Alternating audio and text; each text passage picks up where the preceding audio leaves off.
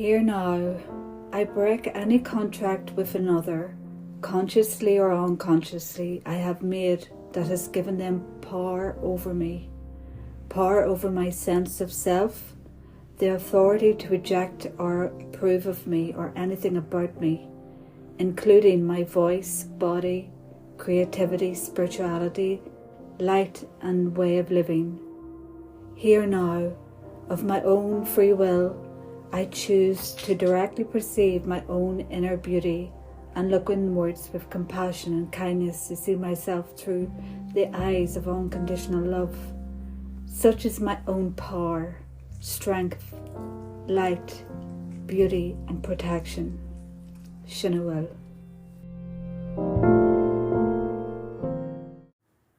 Hi everyone, it's Kathy and Connie back again. Hi. Today we're going to talk about psychic protection, and that reading at the beginning, the introduction, was something I wrote and I give out to people that come to me for support. Sometimes I would make items that are like tools of protection, I would call them, and they would come in the form of amulets or maybe even shamanic rattles or things like that. So it's a little thing for people to read, just to empower them, really. That's lovely. So I think one of the first things we need to understand that as human beings, we are a biochemical, electromagnetic energy system. So that's scary. It. Like a cyborg? We're definitely more than cyborgs because we are spirit incarnate in these human fleshy forms. But I think in that we understand one of the things that are important about that is the electromagnetic, because our thought forms our energy. I remember reading that emotions are electrical signals and feelings that happen inside your brain and bodies. Yeah.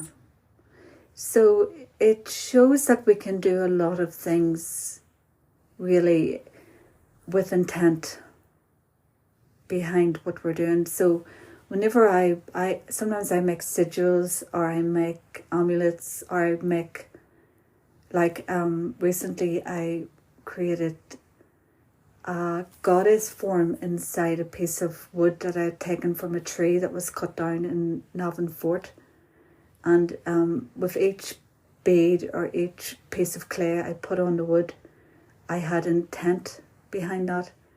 And the intent was to draw forth the energy of the tree, which was an ash tree, and to call upon the goddess Mecca for protection. So intent is everything. I agree. So people think really, it's a big one because people think they can do a lot of damage by saying bad things about people. But most people are not that powerful because of the same energy goes into wishing to be successful or win the lottery, and that doesn't happen. You can see that argument isn't very strong. It takes more than just speaking about someone or anything like that to do someone harm. It has to be a really concerted effort to do that. So people that think that they're getting psychic darts thrown at them by bad conversations or whatever, it's not really a thing. It's not really going to happen because it takes much more than that. It's a strong thing to do that. But having said that, there are places, energy can be held in places or even in things that belong to other people. You can empower a piece of jewellery or whatever, or you know what I mean. There can be energy left. If someone goes into a thrift shop and someone has died and left in a piece of jewellery or a piece of clothing, and that person wasn't a very good person, there can be little echoes of Yeah. of their energy behind, attached to that. So I suppose it's knowing how to clear that then for yourself. It's knowing that, yeah. I think that's the whole thing, is that knowledge is empowerment. Yeah. This is a very big subject, and it's very hard to know where I'm going to go with this. So I'll ask you, Connie, if anything comes into your mind. I was just thinking sometimes you could be out and pick up on something like a bad feeling, or even like sometimes, you get like a headache or something and there's no reason for it. Yeah. Like no logical reason. So it's like you've picked it up off someone, but not that they've done that with any intent. It's just that it's there and it's latched on you. Yes. Well, you can feel it. If you go into a room after there's been a big argument between people and you walk into a room and you can just feel the energy. Like, yeah, I feel stuff like that physically. You do feel it, because this whole energy system that we're in, feels everything. Some people are more sensitive than others, of course, but that's because they're more open to it, But yeah, you can feel that, and it's important to remember that. Like, even when you're driving, if I'm driving my car, some parts of the road I can feel an energy in it, and maybe it's a part where something really bad has happened, and like lots of bad things have happened in all parts of the world. But and you can feel that sometimes as an uneasy feeling, Yeah. or maybe sickness or heaviness, or you just feel scared. So these are all important reasons why you need psychic protection. So because some of the things, like you say, are not intentional, and it takes someone a lot of power behind something for someone to do you harm intentionally. Yeah. But it can happen. But I think that's rare. Or else there'd be a lot of people dying, wouldn't there? When you think about it. Although it's very important to remember that your thoughts, your words have power. Yeah. Like spellings, grammar. It's to do with Old English, and it's to do with magic. Words are spells. It's totally gone now, isn't it?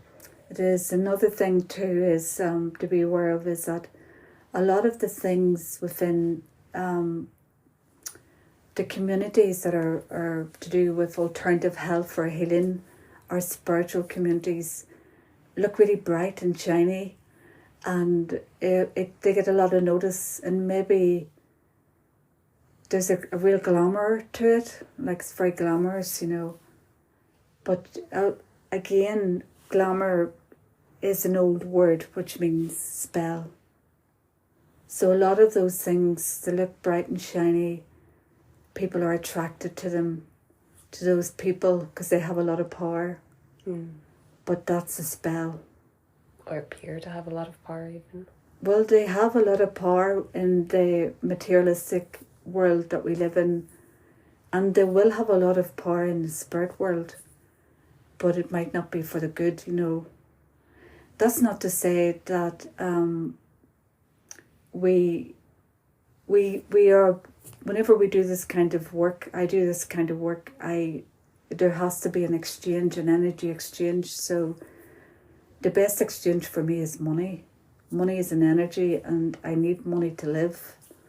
So if I make something for someone, I'm open to other forms of exchange. But a good exchange for me is money, and there's nothing wrong with that. Some people believe if you do shamanic work or healing work, you should do it for nothing.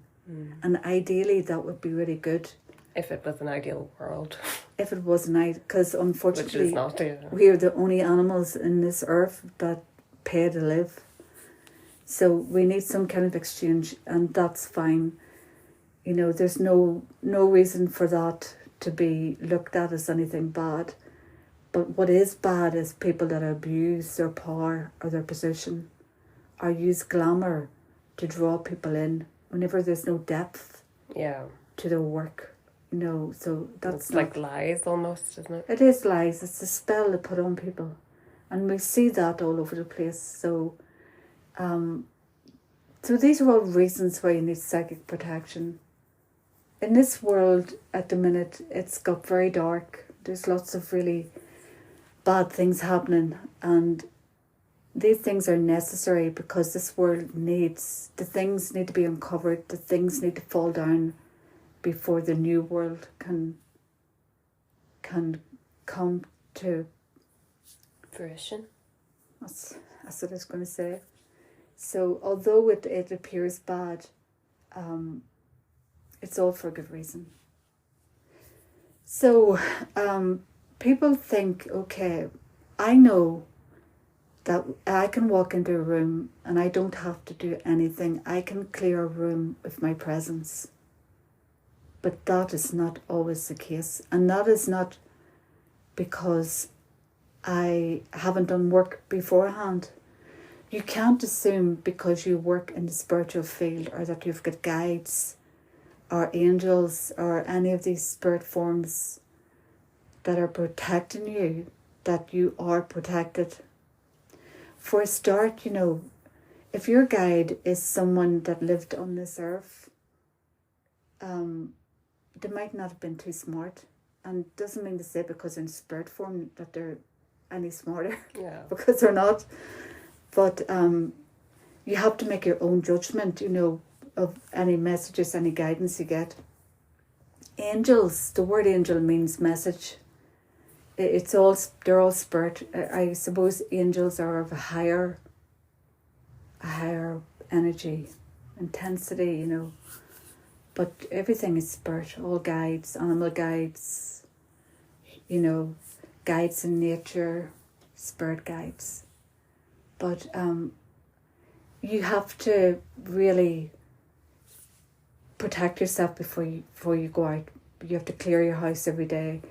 Whenever I go out, I always wear a piece of jewellery that I have put intent into. So currently I would wear the little beaded bracelets that you made for me, Connie. Mm-hmm. This one I'm wearing now is made out of rose quartz, which is a beautiful crystal. And like we said, when you craft, it's the same thing with me, only maybe not actively thinking of protection, but definitely, you know, thinking of love. Well, that's... with each bead. It's beautiful. And that is... Love is a good form of protection.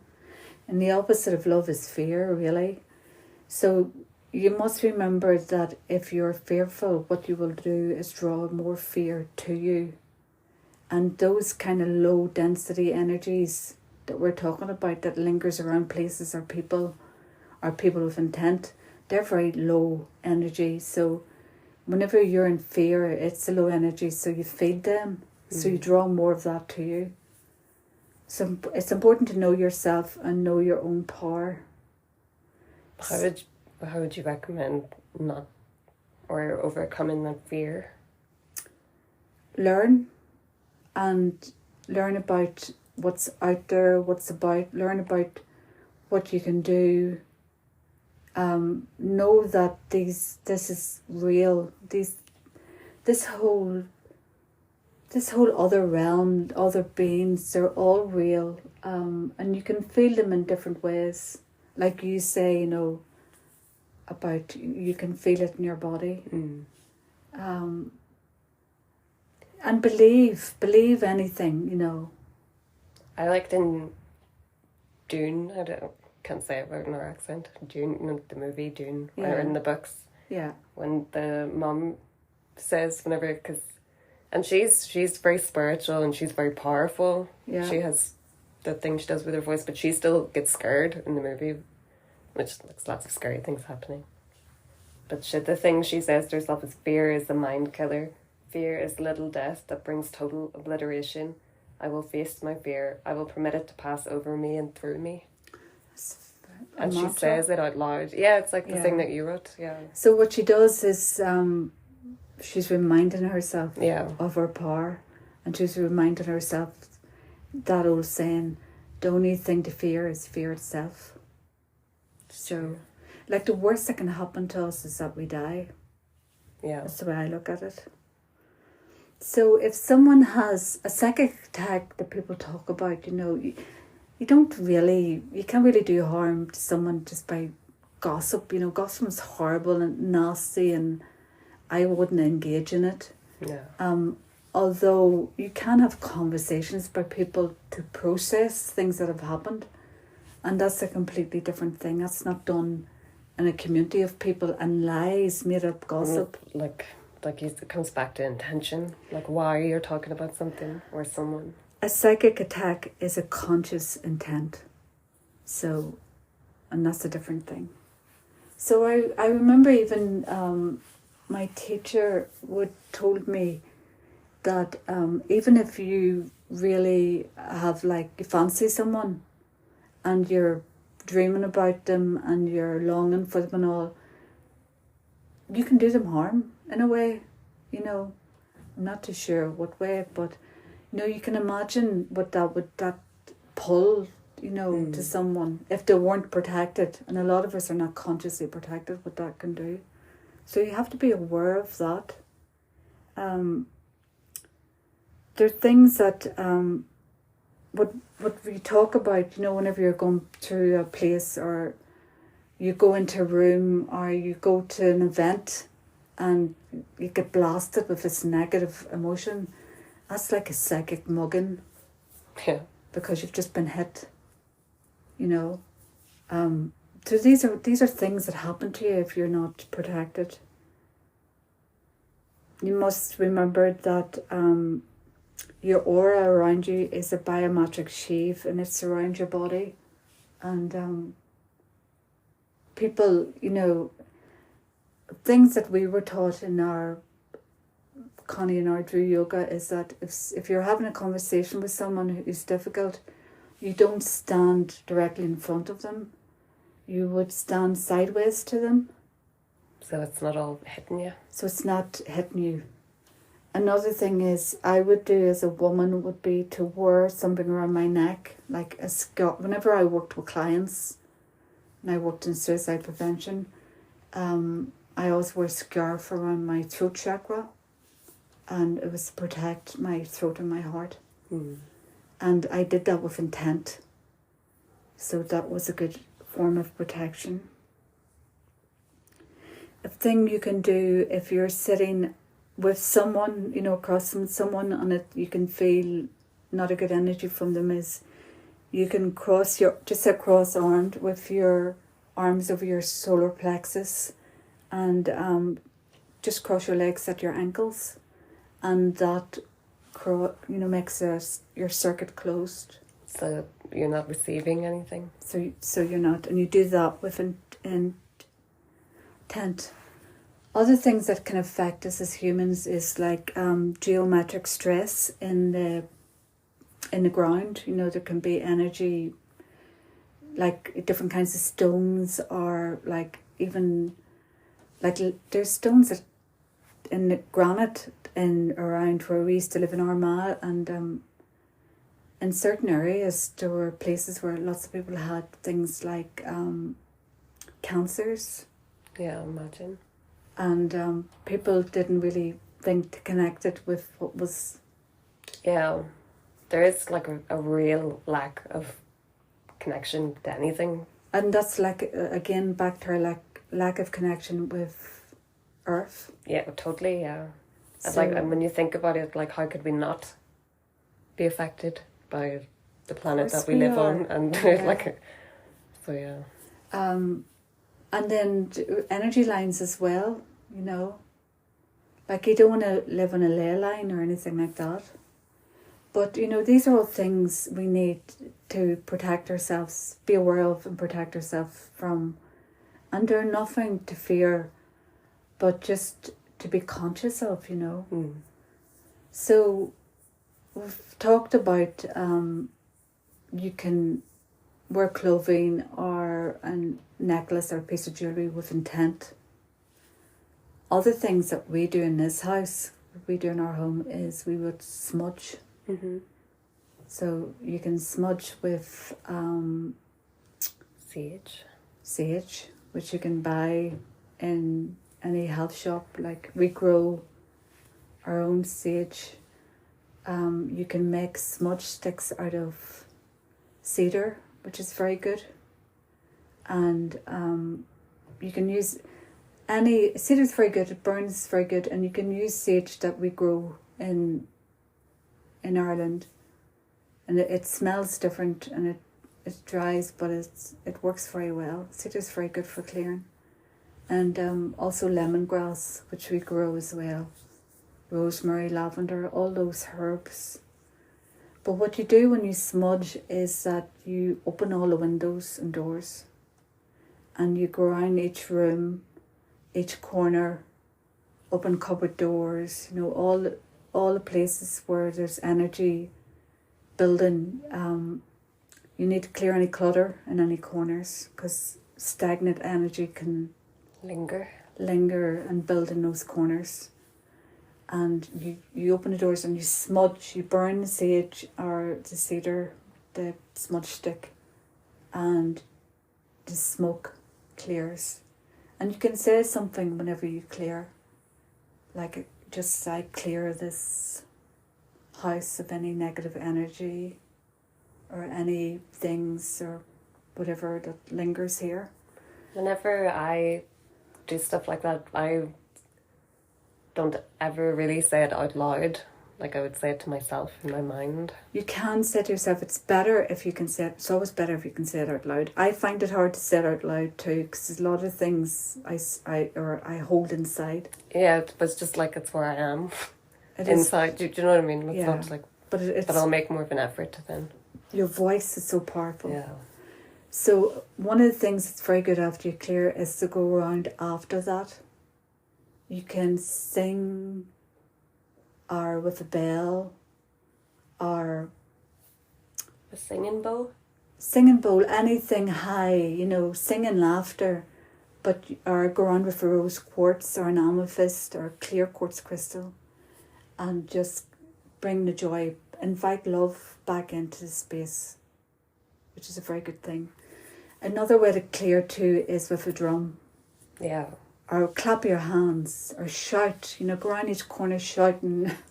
So yeah, it's something for me that I can visualise more clearly, I think, with my degree and stuff. But even... What do you mean your degree? What's your degree? In music technology and photonic arts. Just thinking literally about acoustics and how noise does, like, especially like shamanic drums, the bass in them, like, you can feel it, like purifying, almost like cleansing. The vibration of it, yeah. And that is going back to that we are these electromagnetic energy systems, so it would clear. But clapping loudly or la la la la la, go around each corner, whatever. And then afterwards come back again and just bring the beautiful light energy back in. So you can also, a really good way to clear yourself is to go into water. Do you know that there's some waters on this earth that are as old as space? Some of our water on earth is so old. Yeah. Like, water is so sacred. We are made of water. But you can clear yourself in water. And salty water, even better. Imagine the Dead Sea then. Imagine going in there, we'd be really cleared, wouldn't we? So you can do that. And a lot of people I know that do that.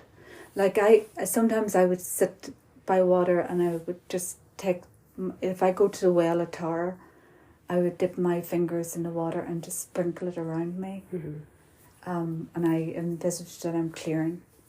And then maybe I would do it a second time, and this time ask for the water to bless me and bless my people at home. You can use a candle, look into light, and ask for blessing and protection.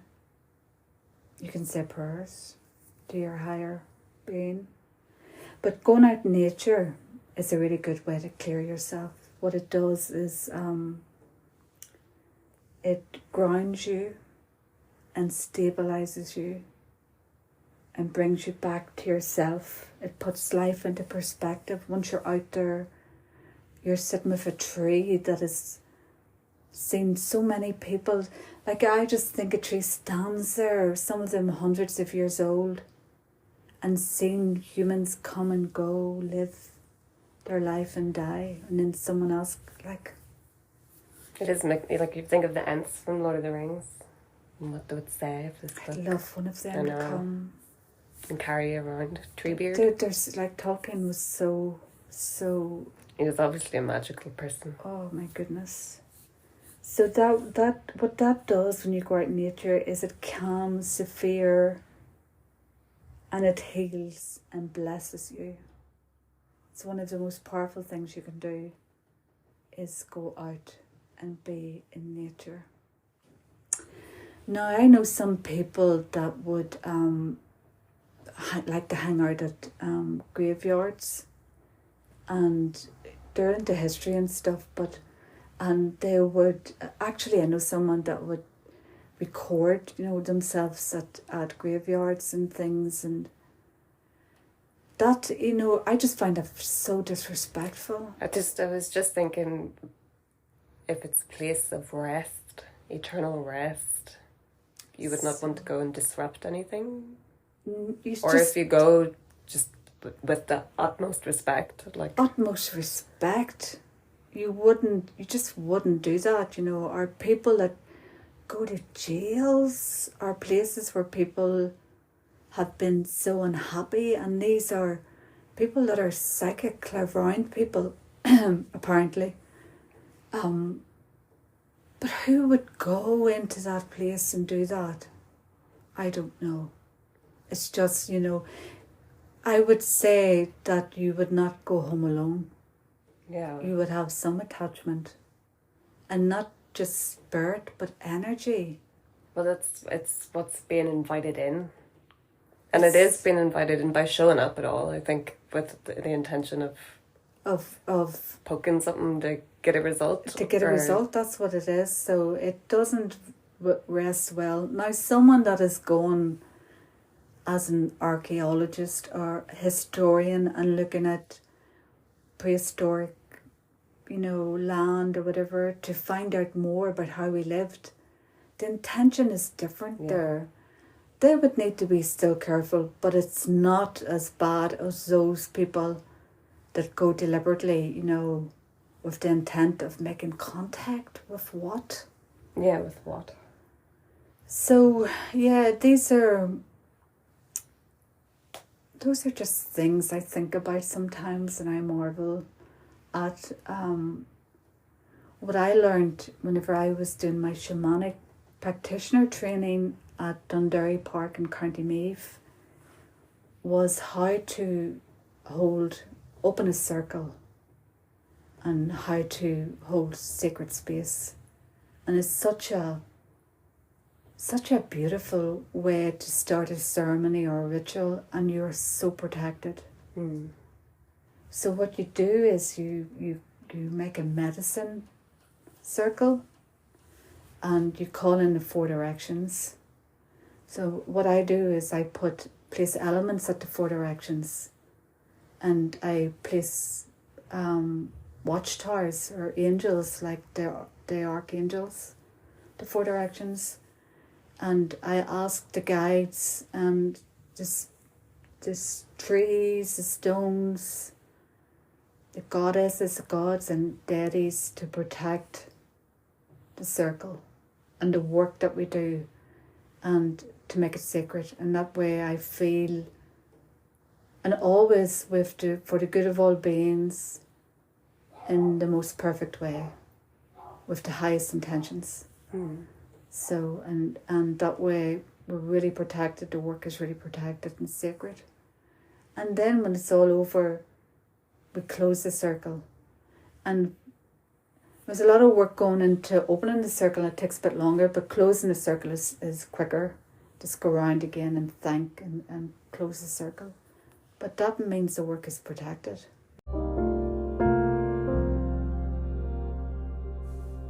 So those are just a few things that come to mind about psychic protection.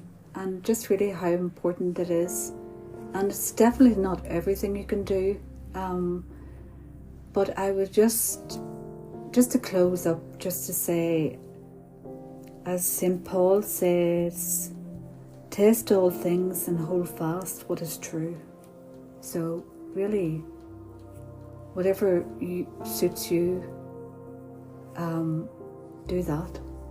So with that, we'll just finish. And if you have any questions or anything you'd like to know about, you can contact us through my website, which is on the About part of this podcast description. And I'll just say, Sláinte